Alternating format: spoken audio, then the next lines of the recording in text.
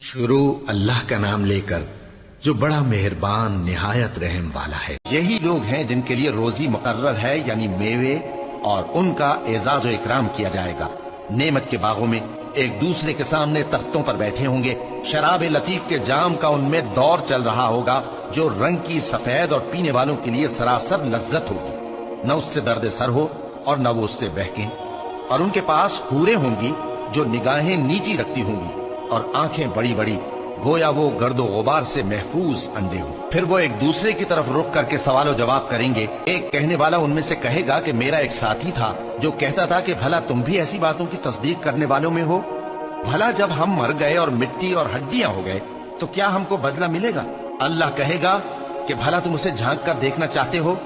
پھر وہ جھانکے گا تو اس کو بیچ دوزخ میں دیکھے گا، کہے گا کہ اللہ کی قسم تو مجھے بھی ہلاک کرنے لگا تھا، اور اگر میرے پروردگار کی مہربانی نہ ہوتی تو میں بھی ان میں ہوتا جو عذاب میں حاضر کیے گئے ہیں۔ تو کیا واقعی اب ہم مرنے والے نہیں؟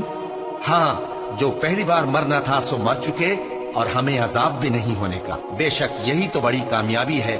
ایسی ہی نعمتوں کے لیے عمل کرنے والوں کو عمل کرنے چاہیے۔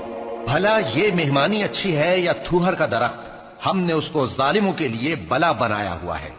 وہ ایک درخت ہے کہ جہنم کی تہ میں اگے گا، اس کے خوشے ایسے ہوں گے جیسے شیطانوں کے سر، سو وہ اسی میں سے کھائیں گے اور اسی سے پیٹ بھریں گے۔